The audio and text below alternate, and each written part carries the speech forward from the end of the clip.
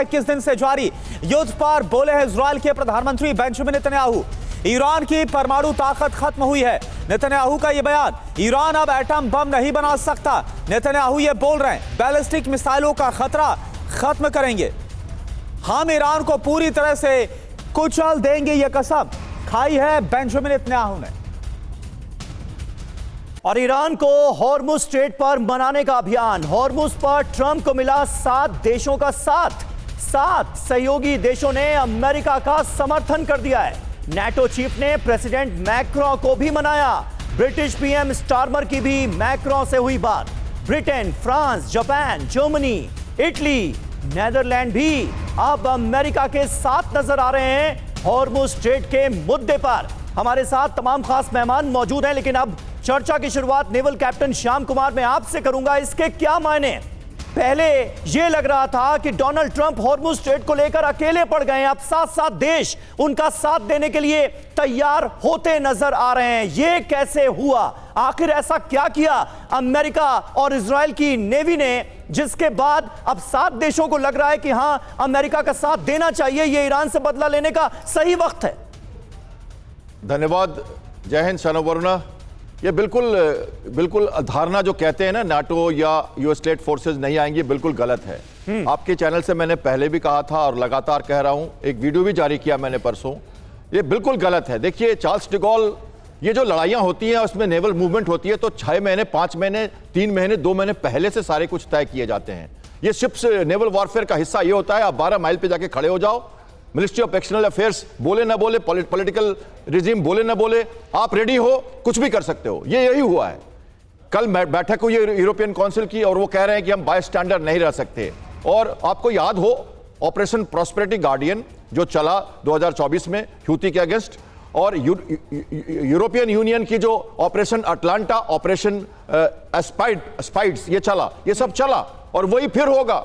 Netherlands के ships Charles de Gaulle को protection दे रहे, एचएमएस ड्रैगन ब्रिटेन का आ चुका है वहां पे, और फ्रांस, इटली, स्पेन, ग्रीस, ये वहां पे मौजूद हैं फोर्सेस। ऑस्ट्रेलिया का अवाक से क्राफ्ट पूरी तरह से सर्वेलेंस कर रहा है और कमांड कंट्रोल स्ट्रक्चर को लगातार दे रहा है सपोर्ट। वो कह रहे हैं हम डिफेंसिव पोस्चरिंग में रहेंगे, हम ह्यूमैनिटेरियन रिलीफ के लिए जाएंगे, क्राइसिस मैनेज करेंगे। लेकिन आपको मालूम है जब वॉरशिप्स किसी जगह जाते हैं तो पूरी कैपेबिलिटी बरकरार रहती है, कहीं भी किसी तरफ उनको यूज किया जा सकता है। इसको हमको समझना चाहिए। मैरीटाइम वॉरफेयर का ये हिस्सा है, इसमें लीड टाइम होता है। तो ये तो डायवर्जन दे रहे थे कि कोई नहीं आ रहा है। अपने सारे नेवल एसेट्स को 23 फरवरी को उन्होंने मनामा बहरीन से हटा लिया था। कुछ भी नहीं कर पाया अटैक ईरान उनके ऊपर। सारे के सारे शिप्स उनके पैसिफिक में और मलाका में, पेनांग में सुरक्षित हैं। उनके माइन सुपर्स वहां घूम रहे हैं। तो आप समझिए किस तरह से वो बात कर रहे हैं। वो कह रहे हैं सब लोग आओ, सब लोग लड़ो। ये बड़ी नीति है, बहुत सोची समझी नीति है। कई टेकर्स इसके नहीं थे पिछले 10 दिनों से, लेकिन मैं लगातार ये कह रहा था कि ये गलत है, ये सही नहीं है। तो अब सब मान गए।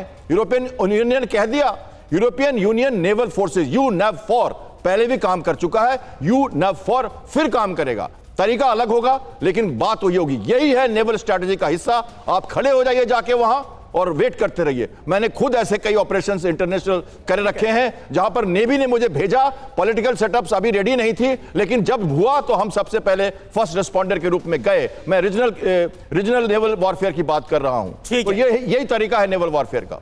ठीक है। और इसी तरीके से ऐसा लग रहा है कि पहले जहां नाटो के तमाम जो देश है वो खतराते नजर आ रहे थे, लेकिन अब खुलकर अमेरिका और इजराइल के साथ आ रहे। एक और बड़ी खबर, उत्तरी इजराइल पर ईरान का हमला हुआ, सड़क पर गिरा मिसाइल का मलबा। मिसाइल हमले से इलाके में दहशत फैल गई।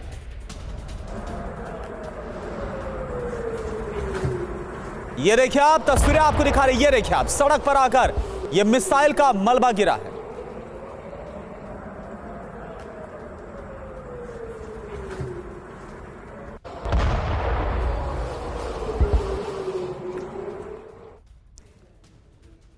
और हाइफा में बंदरगाह पर ईरान का हमला हुआ है। हमले में इजराइल को भारी नुकसान की खबर है। अटैक के चलते यहां पर आपूर्ति भी प्रभावित हुई है। ये देखिए हाइफा में बंदरगाह पर ईरान का हमला, पोर्ट पर हमला किया गया है। हमले में इजराइल को खासा नुकसान हुआ है और यहां से जो आपूर्ति की जा रही थी वो भी प्रभावित होती नजर आ रही। إلى هذا القصف في بث حي ومباشر.